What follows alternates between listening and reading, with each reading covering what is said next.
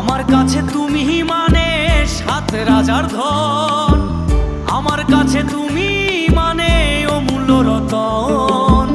তোমার কাছে হয়তো বন্ধু আমি কিছু না, তাই তো তোমার স্বপ্নে বন্ধু আমি আসি না।